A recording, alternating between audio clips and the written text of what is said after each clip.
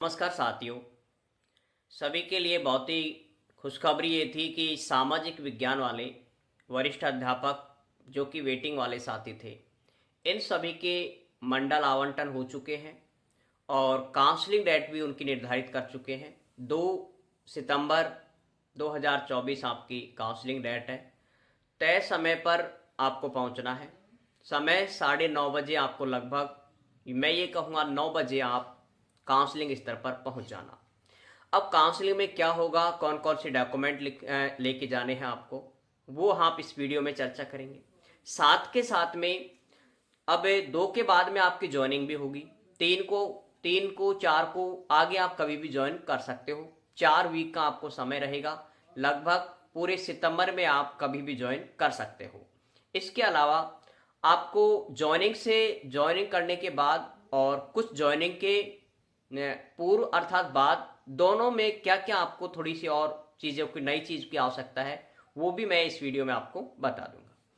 देखें, यहाँ पर जो काउंसलिंग है, सेकंड ग्रेड एसएसटी वाले हो, चाहे संस्कृत के कुछ वेटिंग हो या अंग्रेजी के हो चुकी है कुछ की, और हिंदी का भी मंडल आवंटन बाकी है, उसकी भी एक जैसी प्रक्रिया है सबकी।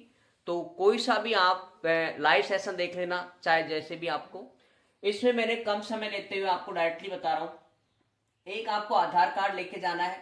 आधार कार्ड में आपका नाम सही होना चाहिए। आधार कार्ड है, उसके अंदर आपका नाम क्या होना चाहिए, सही। इस चीज का विशेष रूप से आप ध्यान रखेंगे, क्योंकि जो डॉक्यूमेंट में आपका नाम सही है, चाहे वो आधार कार्ड हो, पैन कार्ड हो, ड्राइविंग लाइसेंस हो, आपको वो डॉक्यूमेंट लेकर के जाना है जिसमें आपका नाम सही होना चाहिए, पिता का नाम सही या पति का नाम सही होना चाहिए। साथ में 2 फोटो आपको लेनी है। ये आप नवीन फोटो लेकर के जाएं, नवीनतम। इसके अलावा 10वीं से लेकर के बीएड तक के सभी मार्कशीट और डिग्री और प्रोविजनल डिग्री, किसी के पास में ओरिजिनल वो नहीं है, डिग्री अभी तक नहीं आई है, वो प्रोविजनल डिग्री लेकर के जाएंगे। साथ में जिनको जोधपुर और कोटा मंडल मिला है, इस चीज को आप देखें, जिनको जोधपुर और कोटा मंडल मिला है, वो शैक्षणिक योग्यता वाला 50 रुपए का स्टाम्प पेपर आपको लेकर के जाना है। ठीक है। वे साथी जिनको जोधपुर और कोटा मंडल मिला है, उनको काउंसलिंग में अलग से 50 रुपए वाला स्टाम्प पेपर लेकर के जाना है। ठीक है, ये बार बार। और जो आउट ऑफ राजस्थान से जिनकी डिग्री है, उनको चाहे कोई सा भी मंडल मिला हो, उन सभी को यहाँ पर काउंसलिंग पर 50 रुपए का शैक्षणिक योग्यता वाला प्रमाण पत्र लेकर के जाना है। आउट ऑफ राजस्थान वाले को तो कोई सा भी मंडल मिले, और जिनकी डिग्री राजस्थान की है, उनको सिर्फ किनको लेके जाना है, जिनको जोधपुर और कोटा मंडल अलॉट हुआ है। 5वें नंबर पे है वरीयता सूची। ये आपको लगभग 31 तारीख या फिर 30 तारीख को आपको मिल जाएगी। 31 को आपको वरीयता सूची सबकी मिल जाएगी टेलीग्राम ग्रुप पे। ठीक है, विक्रम मैथ सर गणितपुर टेलीग्राम सबने ज्वाइन कर रखा होगा, लगभग नहीं किया वो कर सकते हो। 30 से 31 अगस्त को, मतलब ये कहें कल और परसों में आपकी ये काउंसलिंग, जो वरीयता सूची है और खाली सीटों की लिस्ट है, वरीयता सूची के साथ साथ में डलती है खाली सीटों की लिस्ट, ये आपको 30-31 को मिल जाएगी। इसके अलावा मार्कशीटों के अलावा आप जाति प्रमाण पत्र लेकर के जाएंगे और मूल निवास प्रमाण पत्र भी लेकर के जाएंगे। ध्यान रखना, जाति प्रमाण पत्र में ओबीसी वाले, ओबीसी और ईडब्ल्यूएस वाले, ईडब्ल्यूएस एक जाति प्रमाण पत्र होता है, ये दोनों अपना नवीनतम, मैं यहां पर लिख रहा हूं, नवीनतम जाति प्रमाण पत्र बनवा ले। ठीक है, क्योंकि कभी कभी क्या है, आपको इसके लिए भी, ये बात मैंने काफी पहले वीडियो में बता रखी है, जब आपकी पिकअप लिस्ट आई थी उस समय मैंने कह रखा था कि ईडब्ल्यूएस और ओबीसी वाले 1 साल से पुराना आपका यदि हो गया है तो आप नया बनवा लेना। साथी ने बनवा लिया होगा मैक्सिमम ने। ठीक है, अब आपको देनी है काउंसलिंग पर, जहां आपका मंडल अलॉट हुआ है उस पे जाकर के परिवेदना। परिवेदना किनको देनी है? वही विधवा महिला हुआ, तलाकशुदा हुआ और एकल महिला हुआ। इसके अलावा जिनका पति पत्नी जॉब में है, ओनली फॉर राजस्थान गवर्नमेंट में, इसमें सेंट्रल गवर्नमेंट को प्रॉफिट नहीं मिलता है, सिर्फ और सिर्फ राजस्थान गवर्नमेंट वालों को मिलता है, वो परिवेदना लगा सकते हैं। अब इसमें साथ में आपको जो एकल महिला है, अनमैरिड, उनको भी परिवेदना लगानी है वो भी लगा सकते हैं। इसके अलावा जो विकलांग है, विकलांग को अपना 40% वाला जो विकलांगता का सर्टिफिकेट है, 40% या इससे अधिक वाला, वो आपको लगाना है। इसके अलावा एक्स सर्विसमैन है, उसको उसका जो पहले इंडियन आर्मी में रहा है उसका वैध मतलब एक ज्वाइनिंग लेटर एक तरह से कि किस जो आदेश है, ज्वाइनिंग आदेश, वो आपको दिखाना होगा। अब इसमें एक चीज है यहाँ पर लास्ट में, काउंसलिंग फॉर्म। सबसे पहले आपको मंडल पे जाएंगे, मंडल पे जाने पर आपको काउंसलिंग फॉर्म देंगे, उस काउंसलिंग फॉर्म को आपको भरना है।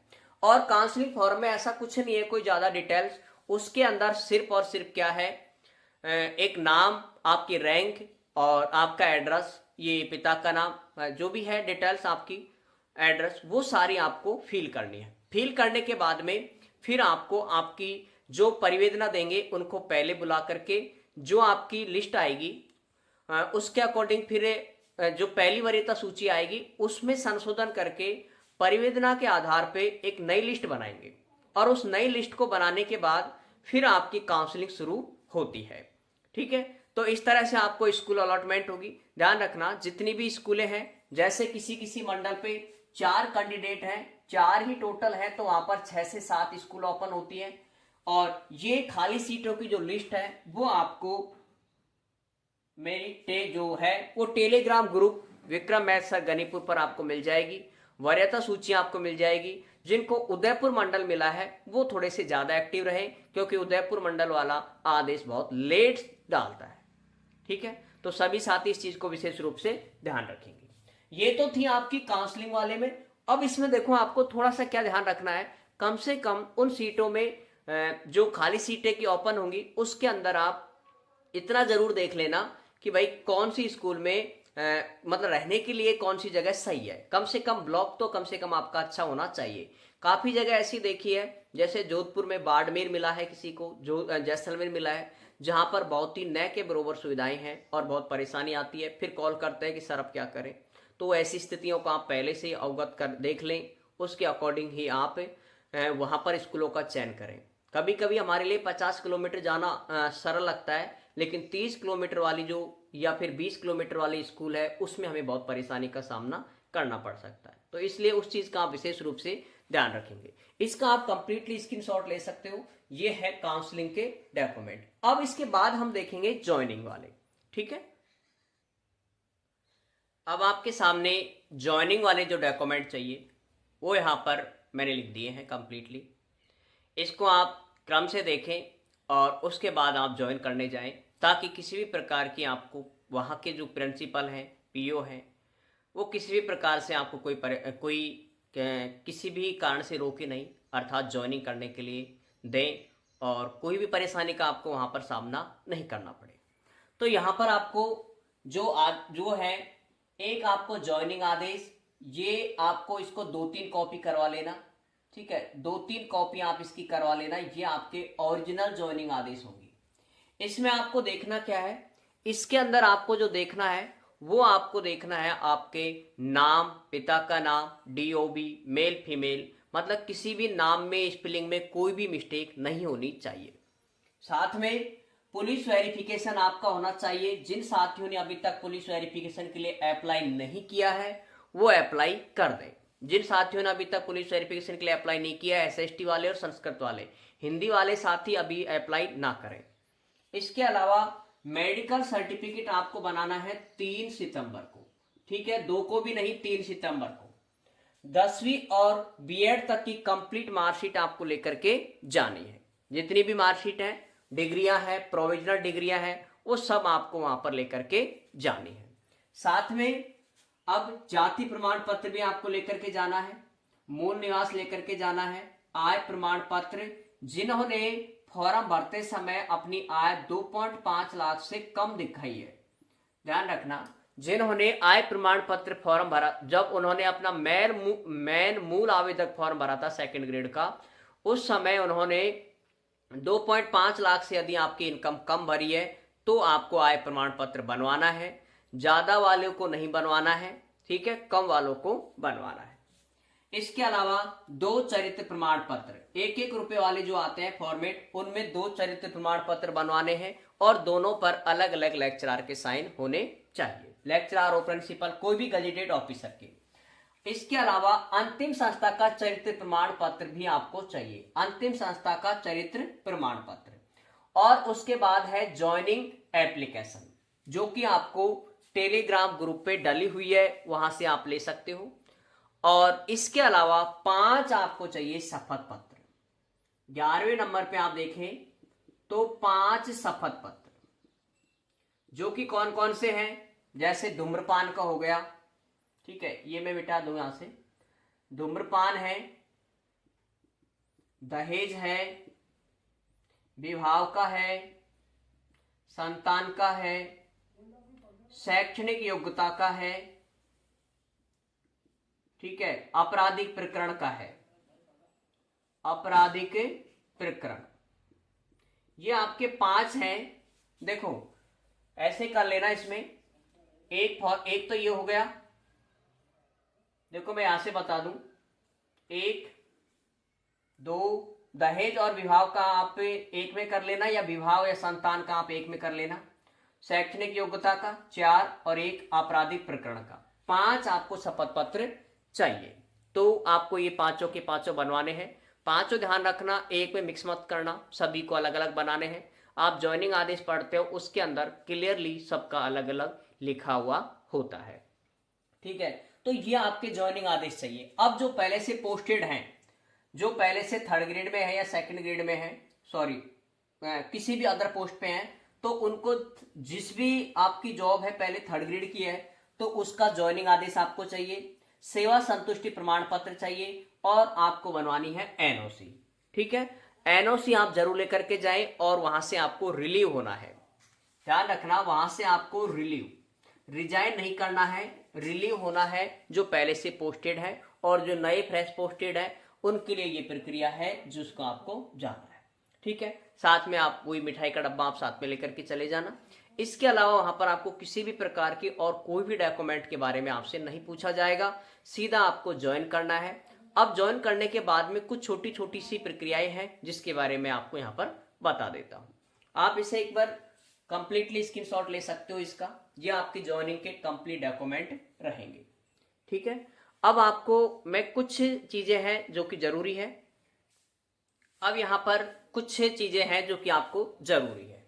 नंबर फर्स्ट, आपका जो बैंक अकाउंट है, खाता है, बैंक खाता, वो आपका होना चाहिए एसबीआई में। जिन साथियों ने अभी तक नहीं खुलवाया है एसबीआई में, वो साथी अपना एसबीआई में अकाउंट खुलवा लें।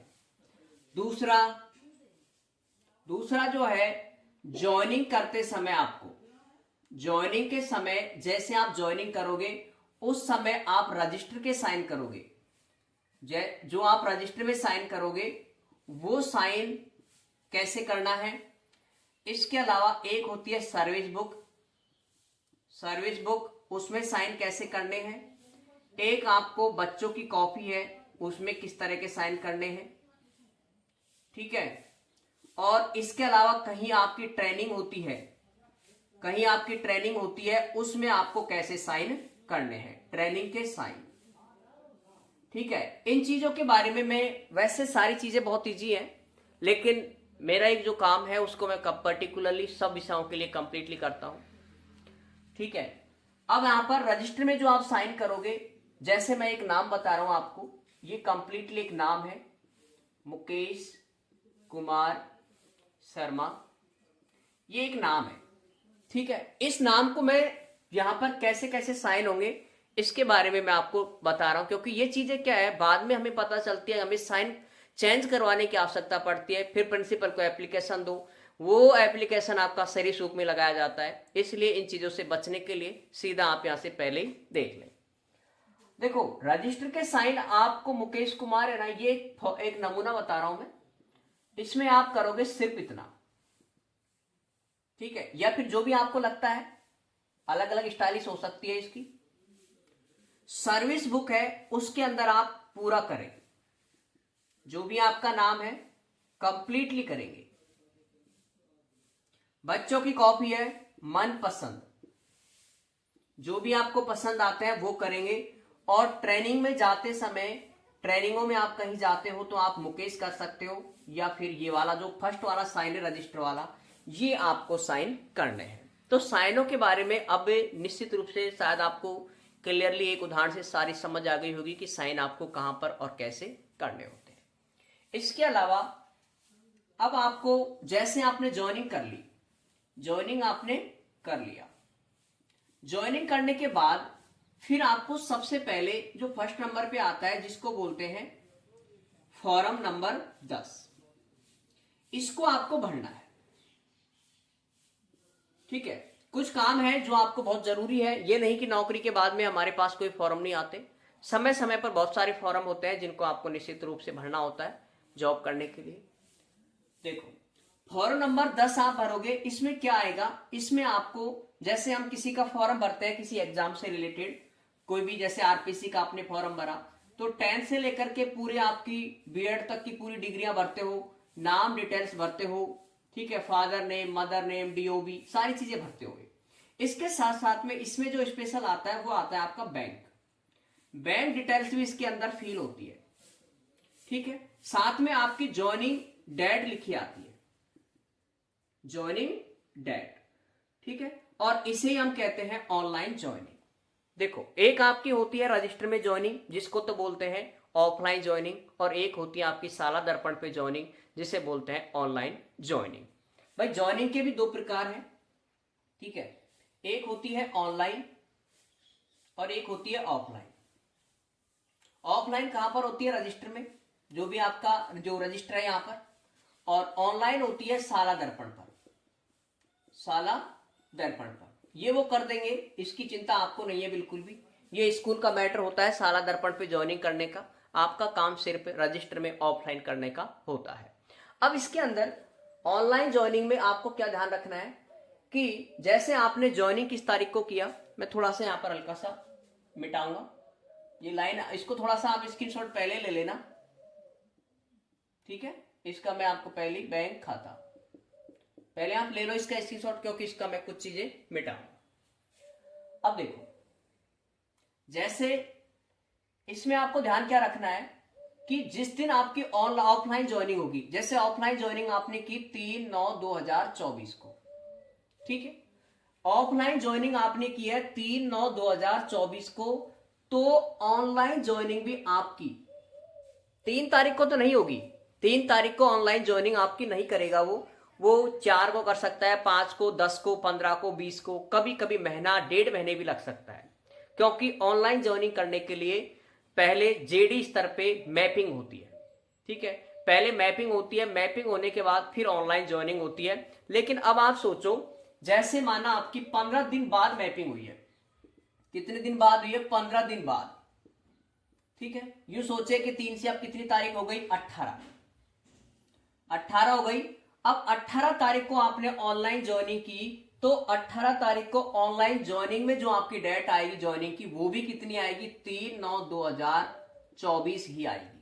कहने का मतलब ये है कि चाहे आपकी महीने बाद ज्वाइनिंग हो, चाहे 1 महीने बाद, 10 दिन, 15 दिन बाद, लेकिन आपकी ऑफलाइन ज्वाइनिंग और ऑनलाइन ज्वाइनिंग की जो डेट होती है वो आपकी एक ही रहेगी, समान रहेगी। ज्यादातर क्या करते हैं इसको साला दर्पण प्रभारी, वो जिस दिन ऑनलाइन करते हैं फॉर्म को, उसी दिन की वो डेट डाल देते हैं, जो कि गलत होती है।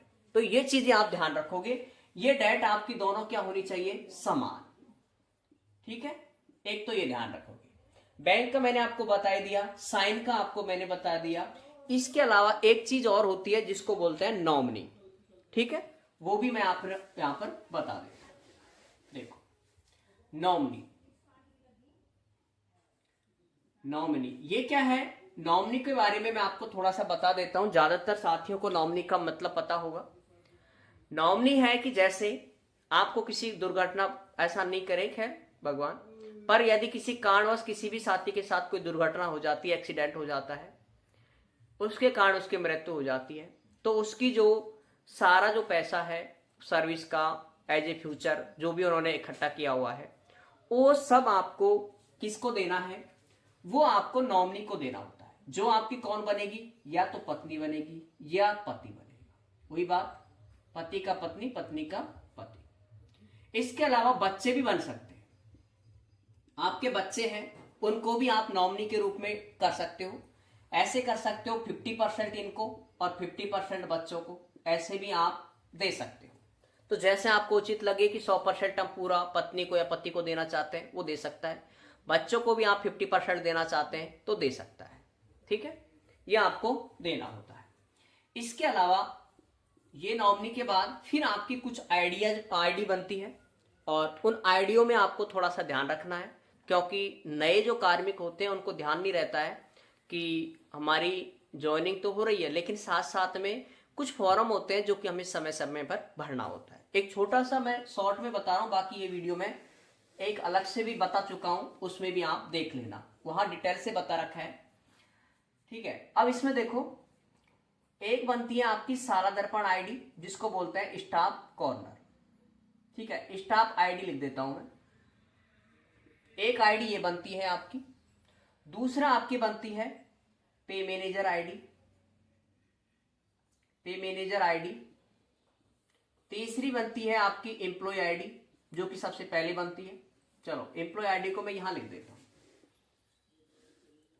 ठीक है, फर्स्ट नंबर पे एम्प्लॉय आईडी। ठीक है, और दूसरे पर इसको लिख देता हूं तीसरा। और इसके अलावा चौथी जो बनती है वो बनती है एसओसो आईडी। आपकी पहले से बनी हुई है, लेकिन जो आपकी बनी हुई है उसी को मर्ज करनी होती है गवर्नमेंट आईडी। ये 4 आइडिया हैं, और इन चारों से आपको फॉर्म फिल भी करने होते हैं। उन फॉर्मों के बारे में भी मैं यहां पर आपको शॉर्ट रूप में बता रहा हूं। एम्प्लॉय आईडी इस तरह से बनती है। आरजे, आप राजस्थान में सर्विस करते हो और 2000 जिले का नाम आएगा। जैसे दौसा का हूं मैं तो मेरा आएगा आरजे डीए दौसा, और 2024 में पोस्टिंग है तो 2024। यहां तक तो सबकी समान आती है। फिर भाई जितने भी दौसा में पोस्टेड है उनकी ये रहेगी। फिर आपकी इस तरह से रहेगी 140 97 944। ठीक है, इस तरह से आपकी बनती है कौन सी आईडी? एम्प्लॉय आईडी, जो ये बताती है कि आप राजस्थान गवर्नमेंट कर्मचारी हो और आप एक टीचर हो। ये आईडी इसको व्यक्त करती है। अब इसके बाद है एक स्टाफ आईडी। स्टाफ आईडी बनती है 7 अंकों की, इस तरह से। ये 7 अंकों की आईडी बनती है स्टाफ आईडी। और एक होती है पे मैनेजर आईडी। पे मैनेजर आईडी यही वाली होती है। ठीक है, एम्प्लॉय आईडी ही क्या होती है? पे मैनेजर आईडी होती है। यही आईडी होती है पे मैनेजर आईडी, ये वाली आईडी ही पे मैनेजर आईडी होती है। सैलरी आपको यहां से मिलती है पे मैनेजर से। और एसओसो आईडी है, ये आपकी पुरानी वाली है। आपके जो फॉर्म भरे होंगे आपने, पुरानी वाली आईडी किससे बदलती है? नई वाली में। ठीक है, नई वाली का मतलब आप ये कहें सीधा गवर्नमेंट वाली आईडी। गवर्नमेंट वाली आईडी में, गवर्नमेंट वाली आईडी, पुरानी वाली आईडी गवर्नमेंट आईडी में मर्ज होती है। और ये मर्ज कब होती है? जब आपकी ये सभी आईडिया बन जाती है। एम्प्लॉय आईडी बन जाती है, स्टाफ आईडी बन जाती है, पे मैनेजर आईडी बन जाती है। ठीक है जी, उसके बाद इसको मर्ज करना है। अब आपको समय समय पर कौन कौन से फॉर्म भरने हैं वो मैं यहां पर बता रहा हूं। इससे कोई फॉर्म नहीं भरा जाता है एम्प्लॉय आईडी से, तो इसको आपको मैं यहां पर हटा देता हूं। आईडी से किनसे भरा जाता है? इनसे। इससे कौन सा फॉर्म भरा जाएगा? APAR, जो वर्तमान में चल रहा है। ठीक है, दूसरा जो फॉर्म भरा जाता है वो भरा जाता है टैफ, ये भी इसमें है। ये तो भरा जाएंगे पहली आईडी से। इसके अलावा जो आप छुट्टी लेने के लिए जो CL लगाओगे, जैसे आपको भाई स्कूल से छुट्टी भी तो चाहिए, तो उसके लिए आपको ऑनलाइन करना पड़ता है आजकल। एप्लीकेशन वाला नहीं चलेगा कि एक दिन की छुट्टी दे दो, एप्लीकेशन लिख दिया, वो आजकल वैलिड नहीं है। अब आपको करना है ऑनलाइन। तो ऑनलाइन के लिए आप क्या करोगे? इसमें आपको ऑनलाइन CL के लिए मैं ये लिख रहा हूं ऑनलाइन छुट्टी के लिए। ठीक है, ऑनलाइन छुट्टी के लिए जो आप एप्लीकेशन दोगे वो भी आप कहां पर दोगे? इस पर, स्टाफ आईडी पर। और साथ साथ में आप जब स्थायीकरण होगा आपका 2 वर्ष कंप्लीट होगा, 2 वर्ष कंप्लीट होगा, तभी भी आपको जो फॉर्म भरना पड़ेगा वो भी कहां से भरना पड़ेगा? आपको स्टाफ आईडी से भरना पड़ेगा। तो आप समझ सकते हो ये आईडी कितनी महत्वपूर्ण है। ठीक है, इसके अलावा आपकी जो कितनी अटेंडेंस हो गई, प्रेजेंट कितनी हो गई, जो आपकी उपस्थिति होती है पर डे की, पर डे आपको प्रेजेंट मिलेगी, आपको ग्रीन सिग्नल के रूप में प्रेजेंट लिखी हुई मिलेगी। आप जिस भी क्लास के क्लास टीचर होंगे, उस क्लास टीचर के जितने भी बच्चे होंगे उनका नाम, जो पूरी डाटा होती है उनकी नाम, DOB, father name, mother name, पूरा डाटा आपको आपकी आईडी पर खुलेगा। वो भी किस पर खुलेगा? इसी आईडी पर खुलेगा। मतलब ये कह सकता हूं स्टूडेंट डिटेल्स, स्टूडेंट डिटेल्स भी आपको इसी आईडी पर ओपन होती है। ठीक है, तो इस चीज को ध्यान रखें थोड़ा सा कि स्टूडेंट डिटेल्स है वो भी आपको इसी आईडी पर ओपन होगी। अगर किसी स्टूडेंट के नाम में मिस्टेक है, फादर के नेम में, डीओबी में, तो भी आपको संशोधन करने की परमिशन होती है अगर एज ए आप क्लास टीचर है तो वो भी आपको कहां से करनी होती है? इसी आईडी से, ये स्टाफ आईडी से। ठीक है, तो ये आईडी काफी महत्वपूर्ण हुई। अब पे मैनेजर आईडी है जो सबसे महत्वपूर्ण है। इससे आपको क्या मिलती है? सैलरी जो मिलती है वो आपको मिलेगी इस आईडी से। ठीक है, और चौथी आईडी है एसएसओ आईडी, जिससे आपको क्या क्या भरना होता है? आईपीआर यहां से भरना पड़ेगा। ठीक है, इसके आईपीआर को बोलते हैं संपत्ति विवरण। ये डिटेल से मैं नहीं बता रहा, इनका सिर्फ शॉर्ट नाम बताया। इसको वार्षिक प्रपत्रक मूल्यांकन बोलते हैं। ये होता है 6 माही वार्षिक मूल्यांकन, टैप, टीचर एवोल्यूशन फॉरम, और इसको बोलते हैं अप्रेंटिस, कुछ पूरा ध्यान नहीं है नाम मुझे। और उसमें क्या हिंदी में ध्यान है पूरा? वार्षिक कार्य पत्रक मूल्यांकन रिपोर्ट।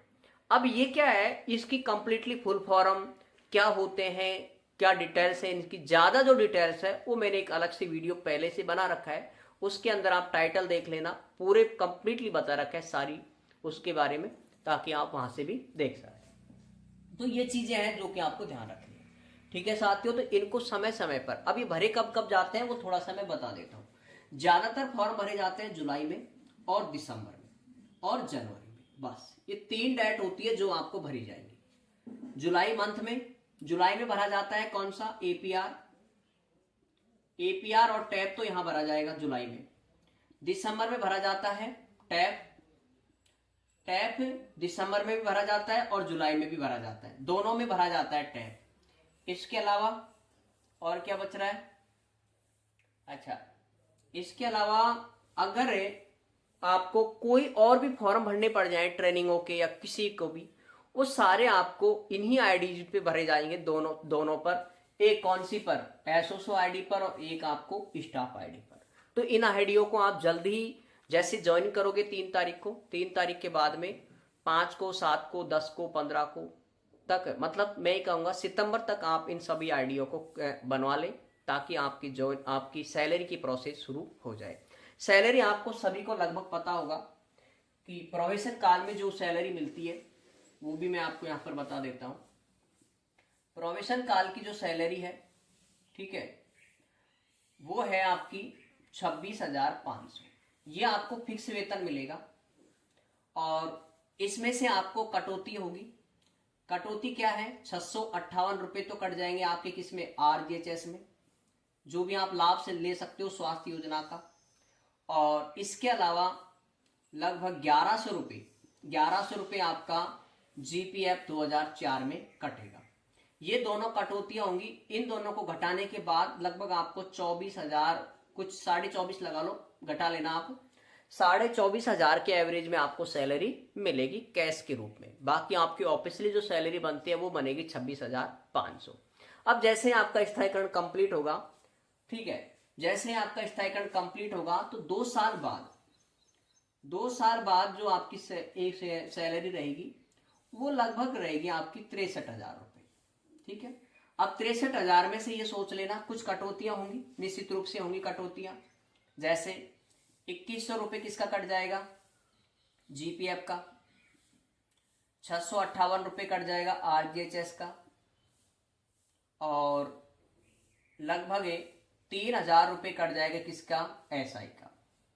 तो ये कटौतियां लगभग आप देख लेना 8, 5, 7, 5, 5,000, मतलब लगभग 6,000 रुपये हटा दो इसमें से, 57,000 रुपये लगभग आपको कैश मिल जाएगा बाई हैंड। ये आपके 2 साल के बाद की रहेगी। 57 क्या लगभग 58-59 बढ़ जाएगा, क्योंकि हर साल डीए एचआरए भी इंक्रीज बढ़ता रहता है। तो ये थी प्रक्रियाएं जो कि शायद मैंने आप कंप्लीटली समझ आया होगा। फिर भी यदि किसी भी साथी को ज्वाइनिंग में, काउंसलिंग में किसी भी प्रकार की दिक्कत होती है तो वो भी कमेंट्स के रूप कर सकता है। ठीक है साथियों, सभी को अगेन बहुत बहुत बधाई और बेस्ट ऑफ लक। जल्दी ज्वाइन करें, समय का ज़्यादा वेट नहीं करें, क्योंकि एक जो एसएसटी में कुछ कैंडिडेट रह रहे हैं उनके या तो डिटेल्स फॉर्म में कमी है या फिर उनके और कोई प्रकरण है खाली रह गया है, उसको कंप्लीटली करने के लिए आरपीएससी जाना होगा। पहले तो वैसे बीकानेर जाना होता है, लेकिन आजकल आरपीएससी बीकानेर कम करती है संशोधन समस्याओं का समाधान, आरपीएससी के पास भेजती है। वहाँ से आपके फॉर्म वापस सही जैसे भी आपकी कमियां हैं उनको भरने के बाद फिर बीकानेर भेजे जाते हैं और फिर आपका मंडल अलॉटमेंट हो जाता है। ठीक है, तो ये प्रक्रिया आप कंप्लीटली करें और सभी को बहुत बहुत बधाई। जय हिंद, जय भारत।